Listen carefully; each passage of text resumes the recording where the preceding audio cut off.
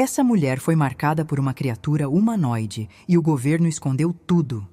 Olá, pessoal! Na madrugada do dia 13 de julho de 1959, algo profundamente incomum aconteceu em uma região isolada da zona rural de Blenheim, no sul da Nova Zelândia. A protagonista dessa história real era Eileen Moreland, uma mulher de 42 anos, mãe de 5 filhos, respeitada por sua comunidade pela honestidade, pela disciplina no trabalho e pelo comportamento reservado. Ela dividia seu tempo entre a lida na fazenda da família, o cuidado com os filhos e o trabalho como auxiliar de enfermagem em um hospital local. Naquela noite específica, o céu estava coberto por nuvens baixas e a umidade do campo deixava tudo mais denso, mais pesado. A escuridão parecia mais profunda do que o normal, e o silêncio da madrugada dava um tom quase cerimonial aos minutos que antecederiam um dos episódios mais inexplicáveis da história ufológica do país. Como fazia todos os dias, Eileen acordou pouco depois das 5:30 da manhã, antes do primeiro sinal de luz no céu. Colocou o casaco grosso por cima do pijama e pegou sua lanterna de mão, além de um pequeno rádio portátil que costumava levar para ouvir as notícias enquanto realizava a ordenha. Caminhou lentamente pelo pasto ainda úmido do sereno, pisando com cuidado na trilha que levava até o curral. O som do rádio, baixo e contínuo, era a única interferência naquele silêncio absoluto. Foi então que, sem qualquer aviso, um clarão verde e intenso iluminou todo o campo.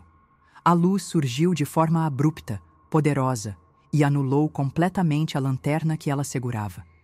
O impacto visual foi tão forte que ela instintivamente apagou o rádio e se abaixou entre as árvores, tentando entender o que estava acontecendo.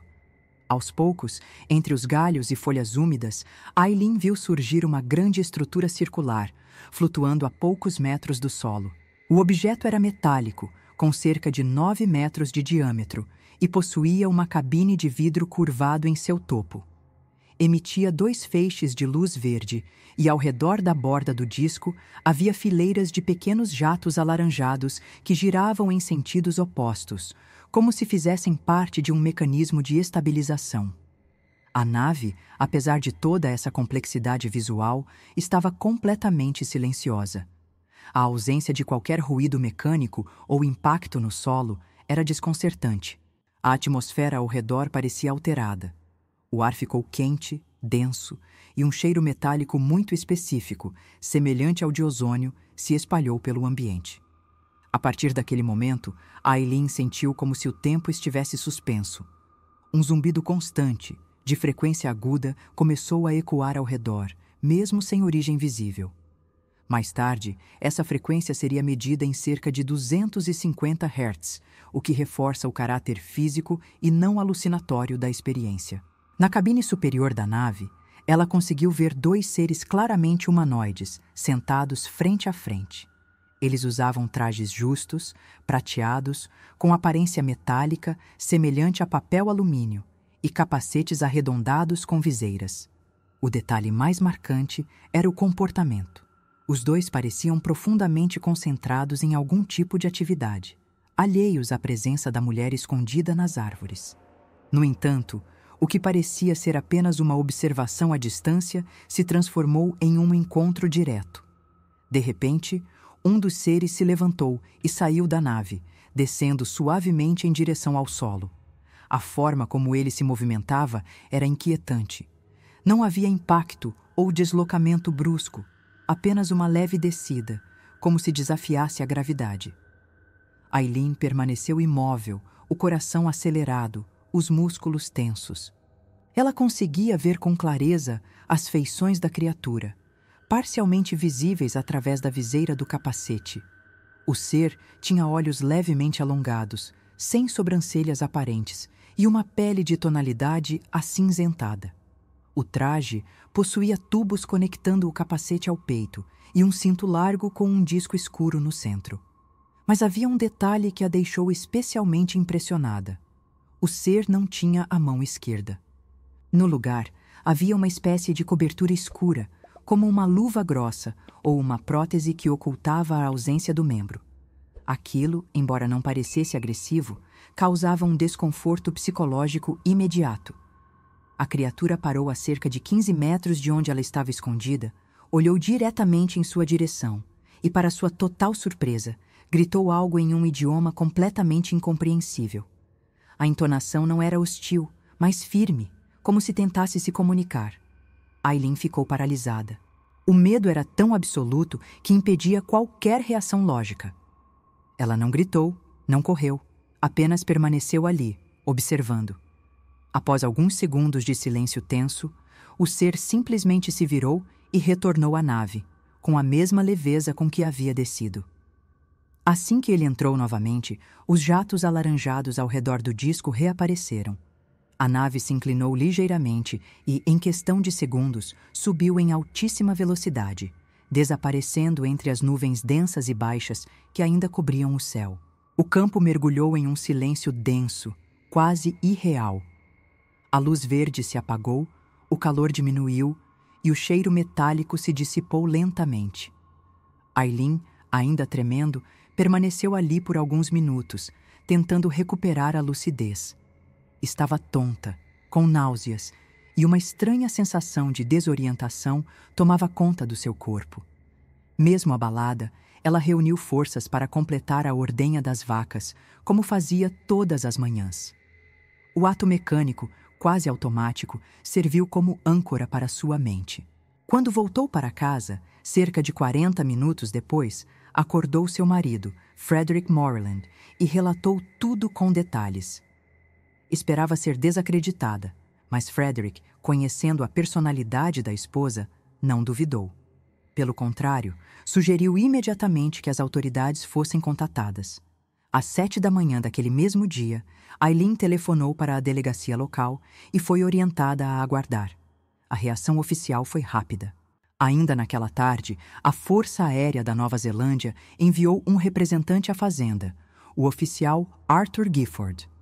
Ele chegou acompanhado de um policial local, ambos demonstrando ceticismo inicial, mas dispostos a ouvir o relato completo. Aileen foi minuciosa, coerente e extremamente detalhista. Não parecia em pânico, tampouco apresentava sinais de delírio.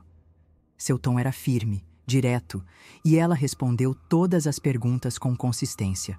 Gifford, ao final da visita, anotou em seu relatório que a testemunha parecia extraordinariamente confiável, apesar da natureza inacreditável dos fatos narrados. Dias depois, a investigação foi assumida por um nome mais experiente, o tenente Charles Milford James, engenheiro aeronáutico com histórico em estudos de fenômenos aéreos não identificados. Sua chegada à fazenda marcou uma nova fase na apuração dos acontecimentos. James conduziu entrevistas longas, ouviu não apenas Aileen, como também vizinhos e familiares, e passou dias na região colhendo impressões.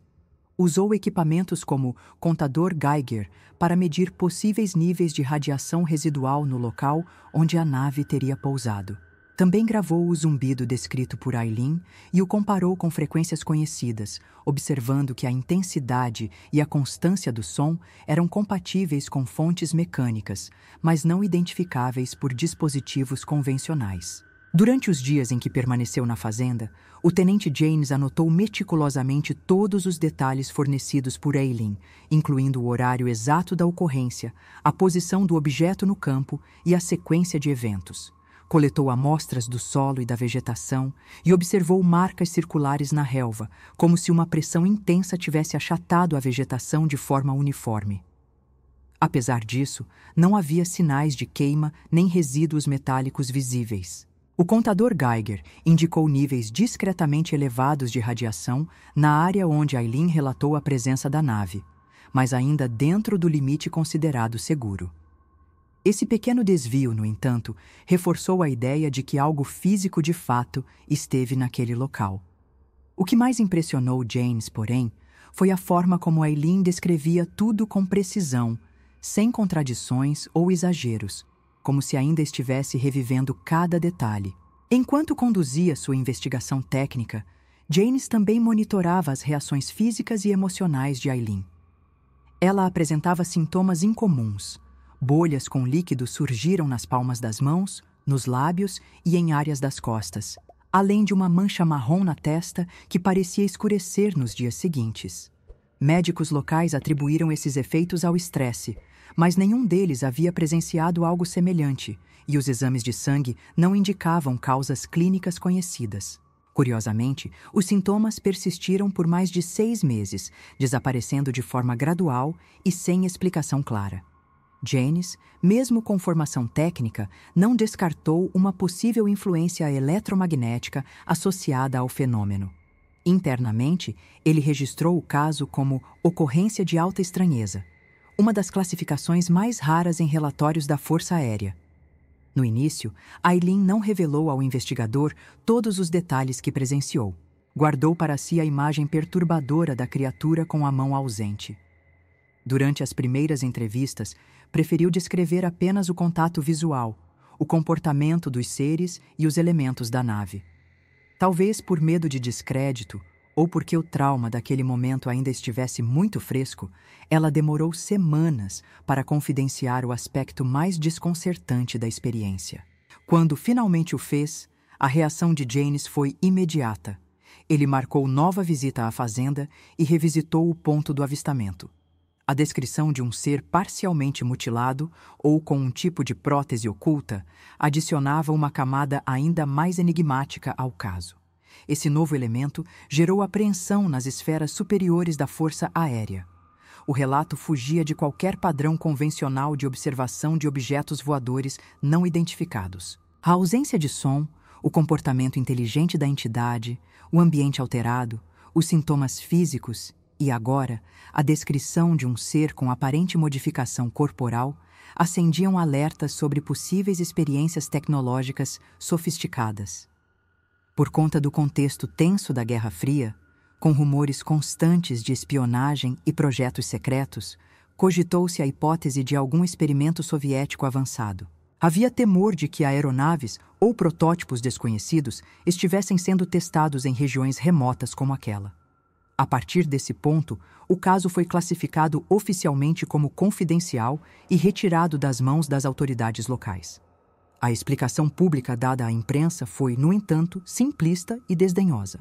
Eileen teria confundido a luminosidade do planeta Vênus com um objeto misterioso, e os sintomas físicos foram atribuídos a cansaço extremo, talvez agravado por estresse ou problemas psicológicos. Nenhum detalhe técnico da investigação foi revelado. A família Moreland, até então conhecida apenas pela rotina discreta e pelo trabalho rural, passou a ser alvo de fofocas, trotes telefônicos e visitas curiosas de estranhos.